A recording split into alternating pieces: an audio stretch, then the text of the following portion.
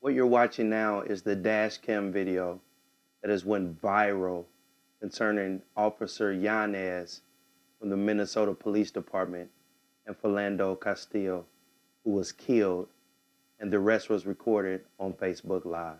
Many people are outraged. Many people have mixed emotions. We're going to talk about it today on He Said, She Said.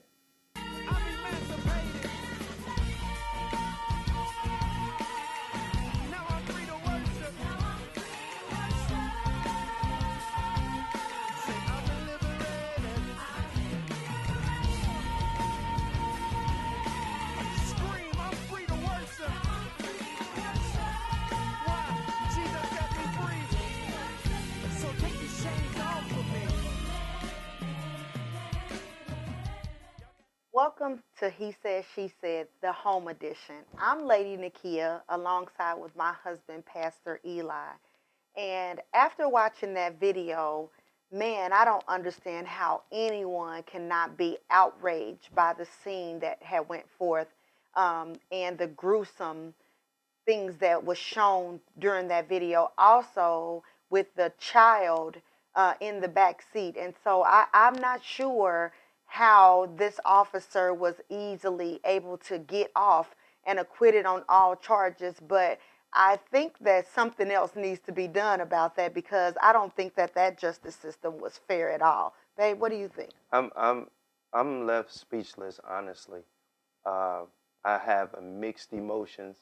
Of course, trying to hold my composure is really tough. Absolutely. It's one thing to hear about an incident like this, but this is not the first incident that we have seen with law enforcement and even police action shootings. But I have a mixed range of emotions. I can't lie. I can't front. After watching it, it angers me. It angers me. There's so many things that have gone wrong, so many things with this stop that weren't right. And I think what bothers me the most is not just Philando's Castillo's family suffering a loss because they did, but it's the comments. It is the people who make us feel bad for being upset or wanting justice, and that's what really hurts me the most. And I think probably what would anger me the most is the fact that you've taken a man's life. Right. And at some point, where is the moral, character to say I was wrong? Not so much as even using the law, to try to get over on something, but that's what's wrong with people in today. It's like we can't take blame or, the wrong that we do. And so not only, did someone lose their life, but then you would use I feared for my life to get off from it. Like, that's absurd and it's outrageous because not only did that family lose someone, and this young man wasn't in the streets. He had never been arrested, so they say. He had never, had any run-ins with the law. And But you know also, what? Let me cut you off. I think that angers me too, because it seems like every time a black person is killed, we go to find their record to absolutely, justify them being killed. What does being absolutely. arrested have anything to do with this stop? Or what does if he smoked marijuana have to do with this stop? Like, it's almost like people are saying, well, because he wasn't a upscale citizen, that he deserved to be shot. The officer didn't know that. Like Well, miss but me with but but that. look at this. If we was to check into some of our closets, we all have some things Right. that we could probably deserve But it to. doesn't It justify doesn't being warrant shot. you being shot. It No. doesn't warrant you being killed. Yeah. And so I think sometimes I think we can become a little insensitive to other people losing loved ones, no matter the reason behind why, and then also even having it videotaped Right. to actually show what actually happened. There is no justification, for that action. I think that a lot of people already have the preconceived idea before watching the video. Absolutely. Black people, we've had our idea before it. People who are just on the side of law enforcement, they already had their preconceived idea. So no matter what the video showed, they Absolutely. had already had their decision made, who was right and who was wrong. And Absolutely. then watching the video, I really wanted to watch it from a neutral standpoint. I really wanted to watch the video, not taking any sides, and let it speak for itself. But how far can we go back to the Rodney King beating and say, Absolutely. no matter what the video shows, as long as the officer can articulate fear for his life, that he's going to get off? But That's a hard but pill to even in swallow. watching the video, the officer was already had his gun halfway out the holster. So how can you fear for your life just walking up to somebody's car? Is that how every officer does a normal traffic stop? I doubt Well, that's I'll tell you this. I'll tell you this. Uh, uh, on the side of the officer, every stop, you should fear for your life. Absolutely. Yes, you should, because you don't know what's going to happen when walking up to the vehicle. So, and I know that might be a hard pill to swallow, but yes, you should fear for your life, because you're, at the end of the day, you want to go home to your family. absolutely. Absolutely. What I didn't appreciate in the video was the fact that the young man told him out the gate, I have a weapon and I have a license to carry. I'm a black man. Let me tell you, one of the proud moments of our lives is when we're able to legally carry a firearm. That's why we're telling you when you come up to the car, sir, I have a weapon, and I'm proud to Well, that say was going to that I be have that I going have a license to that was carry going it. to be one of my next points was that he taken the time Right. to actually go down to actually get the permit to be able to carry Right. this weapon. Not saying that me going down here paying my fee, Right. whatever that was, to actually hold this piece of paper was going to actually cost me my life. What's Absolutely. the point then of going to get the paper if Absolutely. I'm going to actually die because of it Right. anyways? And I think in the video, you hear him telling him, I'm not reaching for my gun. I'm actually going for the paperwork that you're asking me for, or the paperwork that's required of me to show you that I'm legally carrying. And I think that the officer was quick on the trigger. Yes, I do. I think that he fired, number one, he was quick on the trigger. And then two, he had no regard for the other people in the vehicle as well. So he's quick. He's afraid, he's scared, adrenaline is going, and he moved too But then fast. also you have a partner Right. and your partner is standing back. So if it was something that you feared and felt like it was something, why not say, hey, buddy, or hey, partner, or whoever, whatever his name was, why not say, can you come up here for a second because I'm not sure, how this is going to go, or you go on that side and I go on this side. But no, his partner was standing back and did not actually have a reaction until after he heard his partner shooting the weapon. It's sad because one of the activists said, I heard one of the activists say that Philando did everything that we're taught to do. He told the officer that he had a weapon. He told him that he had a permit. The officer is telling him, don't reach for your gun. He says, I'm not reaching for my gun. And so you can do all of the right things and still come out Absolutely. dead. We cannot be desensitized to that. We can't be. But we are. We are. We are, And it because hurts. how do you justify taking someone's life, police officer or not? Like, you're looking for the murderers on the street, the people that are out here doing drive-bys and homicides and all those kind of things.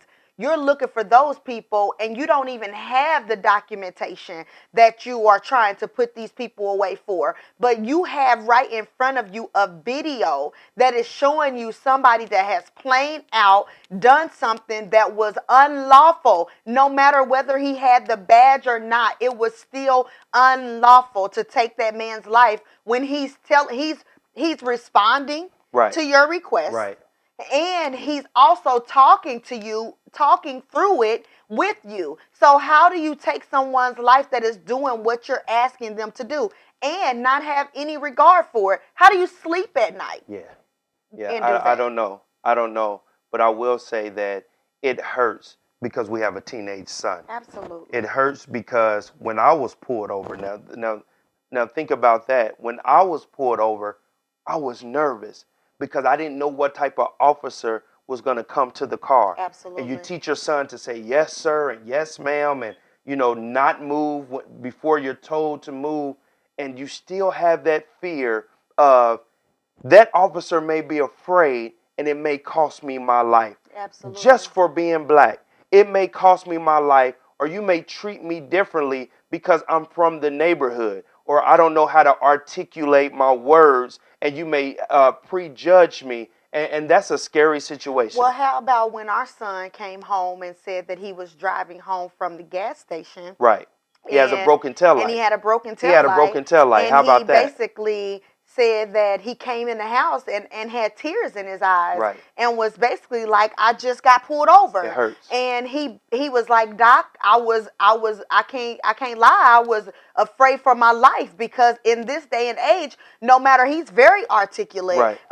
very respectful and mannerable, but he wasn't sure what type of officer he was getting that was coming up to the vehicle. At 17, what do you say to your 17-year-old child whom you were pulled over Yeah. in the same vehicle? So what do you say to your 17-year-old son who comes home and says, well, I didn't know what was going to happen. I didn't know the outcome. I didn't know if I was going to make it back home to y'all on tonight. And that's a scary feeling. Especially for the people who are supposed to protect us. Absolutely. You know, we can't speak. 90% of law enforcement, they're awesome.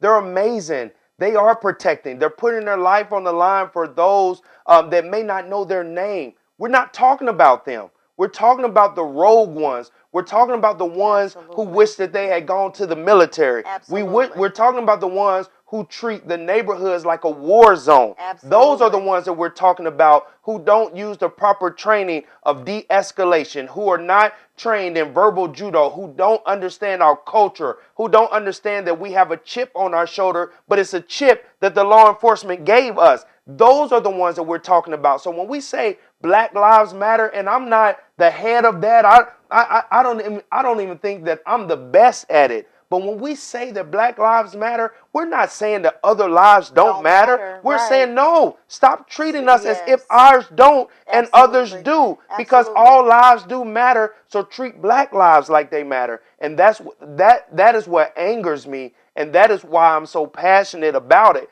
And forget the fact that I am a police officer. Like, forget that fact. So now I can speak to it from an angle that other people don't see. Yeah. I go to work. I put on my vest every day. I fight for people who don't know my name every single day. But at the same time, I can't stand up for people who are killing people in cold blood. Absolutely. And it happens to be Black people. Absolutely. I cannot and I will not. Absolutely. I mean, I just speaking from his mother's perspective, of a mother, of two young Black boys just growing up in today's society. He seemed like he was raised, right. He hadn't had any issues and had a job that he went to, and just had that actual run in with the law. So never no prior arrest. So as a mother raising two boys and just trying to tell them, son, be respectful, and son, wear your seatbelt, and don't speed or anything. If you do happen to be, around some places that don't seem to be appropriate or safe, leave, or whatever. We're trying to instill in them the right values, still don't matter. And it seems like it still doesn't matter. You know what I tell my son? Son, when you get pulled over, you got a 50-50 chance. That's what you got. You got a 50-50 chance. And you that's might come sad. home, you might not come That's home. sad. And that's sad. That's not sad. not when there's so many police officers who do the right thing, and it's sad that we have to pay the price for these 10% rogue ones. Absolutely. Son, I'm sorry. Everybody's not as professional. Everybody's not, Absolutely. as confident in themselves, because I don't care what you say. As a police officer, you should have the confidence in your ability and your training on what to do and what not to do. So miss me with everybody who say, well, this is what I would have done. You don't know what you would have done. That's but true. I do know this, that every Black person you pull over is not a threat to you. Yes. And I'm tired of it being justified and everybody getting off, because you know what? And I'm going to calm down, but you know who I have a problem with?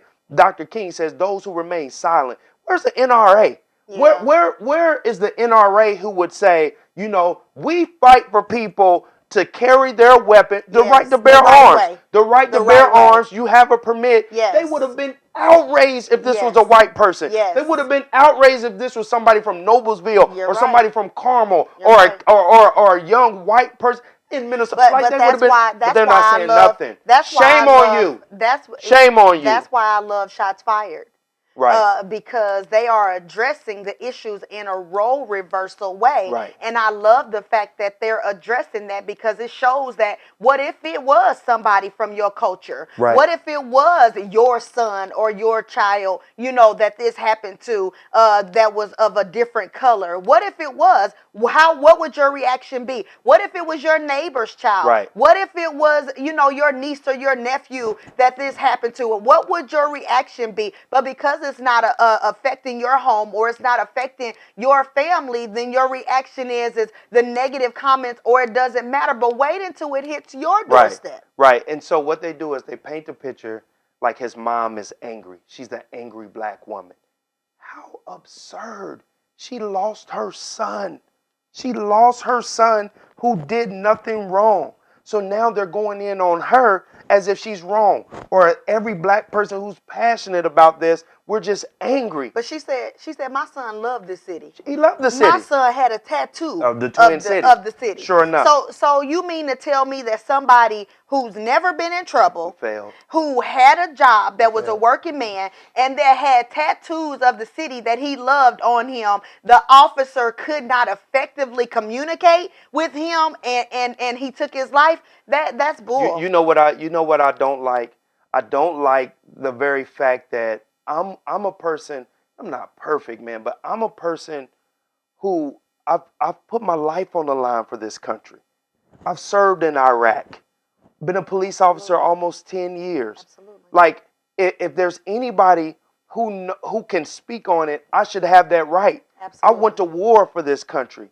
But then when I read the comments of people that I fought to protect, yes, they give me nothing to stand on. Yes. Like you're racist. Yeah. Like all of your comments are demeaning. All of your comments are insensitive. All of your comments, like I can't even stand up for you when I would stand up for you. Because in fighting side by side for you, you would think that we're fighting for the same cause or we're on the same page. But we're not. Then once we get home and we go back to our separate places, we see that we're actually not on the same page. It's absolutely. I think as an African American, we give everybody else a pass that they never give to us. Absolutely. We give them a pass that they would, like you said about Shots Fired. I'm watching that show. I immediately think the cop is wrong. I don't care that he's black. Yeah, he is wrong. Like he's absolutely wrong.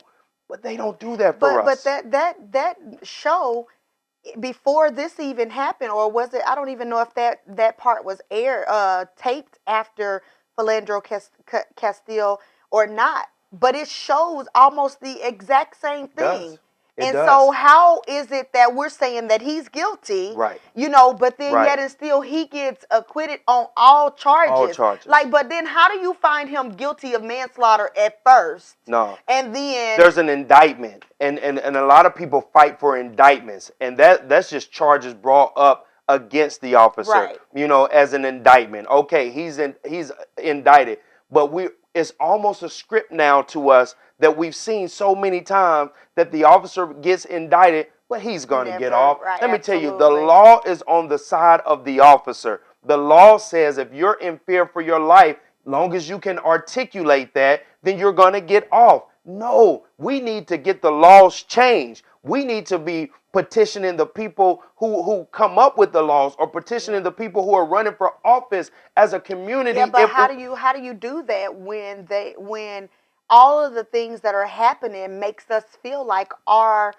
voice doesn't matter? Yeah. I mean, if he had a voice and he used it and he said it and it still did not matter. And so how do you go and say, okay, I want these laws changed or I want this bill passed, when it just seems like it doesn't matter? It does matter. It does matter, even if there's something like this that happened shouldn't stop us. It should make us go harder. It should make Absolutely. us stay persistent. It should make Absolutely.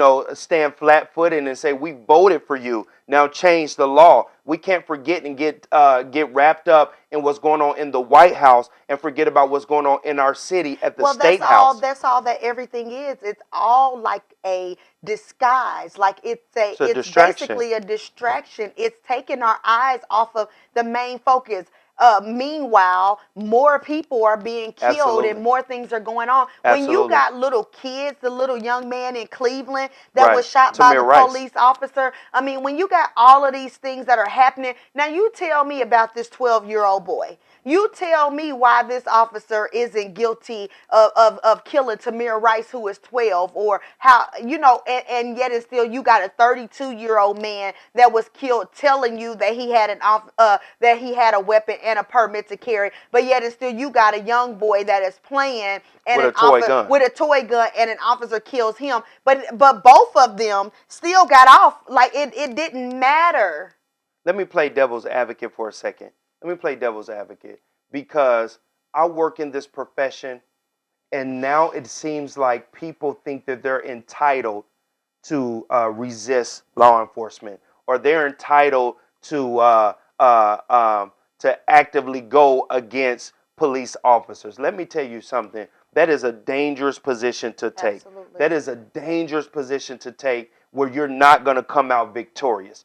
At the same time, there's case after case after case where the officer is wrong and commits murder and nothing happens. And nothing happens. We have catch 22 laws that can get people caught up, but where are the laws that protects the people? Where are the laws that says if the officers are wrong, they're going to be held accountable? And I don't see that happening, Yeah. and that's what hurts Yeah, me. I think even though the officers have these laws to where they can pull you over, give you a ticket or whatnot, or even say our young people right now are seeing all the things going on and they're angry. They are So it's angry. like nothing is We're happening. angry. Yeah, yeah, yeah. We're angry. So how and they are saying, okay, well, when the officer pulled me over, I had worked at the school and at an elementary school, and I had a young man tell me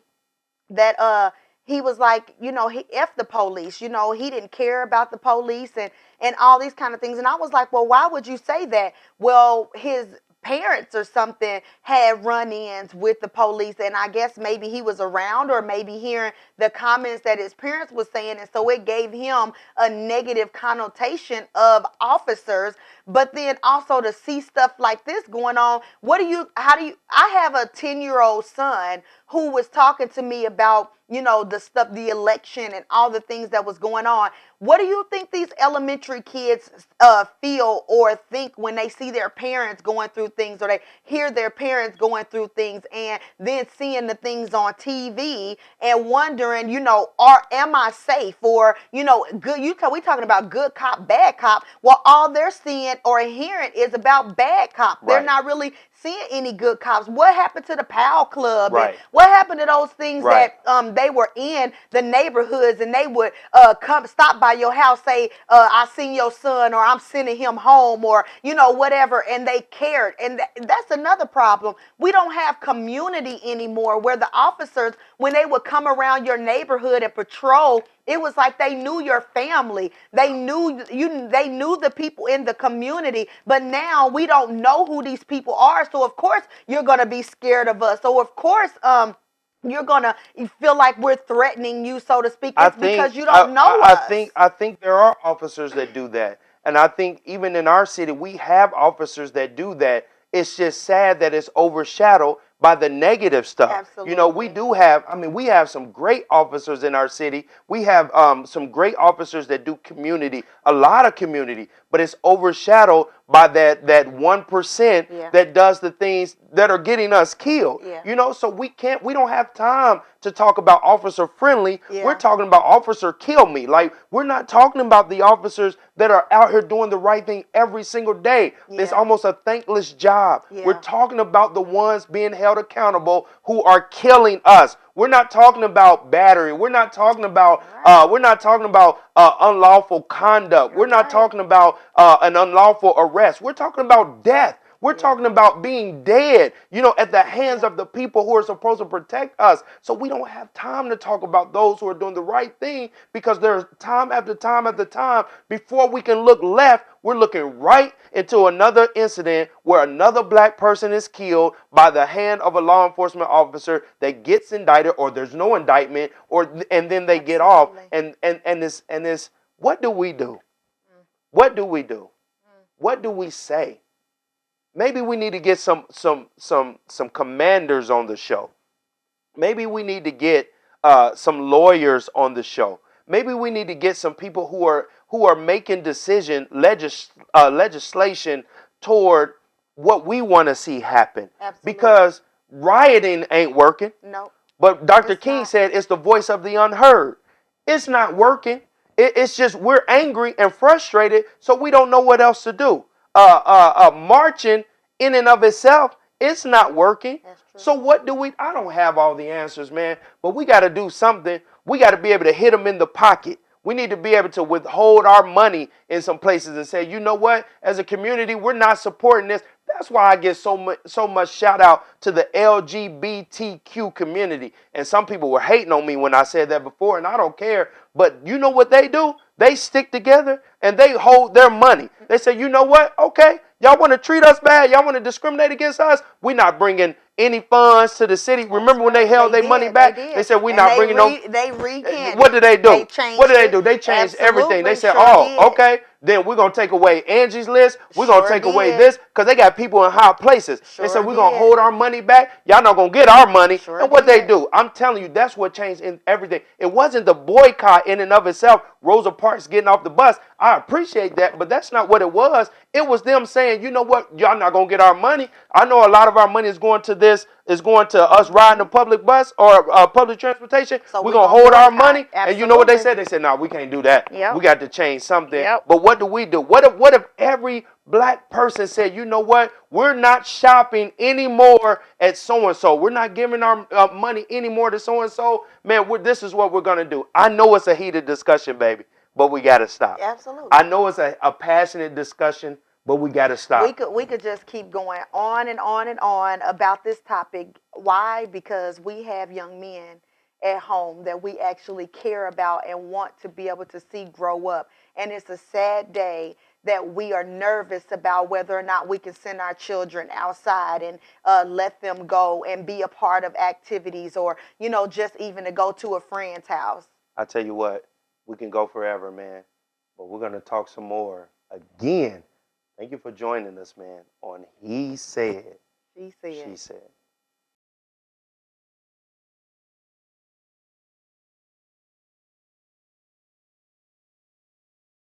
The perfect church for imperfect people, the People's Church. Join us on Sunday mornings at 11:30 a.m., 2990 West 71st Street. Visit us at tpcindy.org for more information. Welcome to He Said, She Said. No. Welcome. Baby, what are you doing? He said, she said. It's time to change. What we gotta what change. Are we changing for? TB40 said we got to change. It's not that type of change, babe. What type He said, she said it's just moving to midnight Saturday nights. Oh, we're not changing? No. Oh.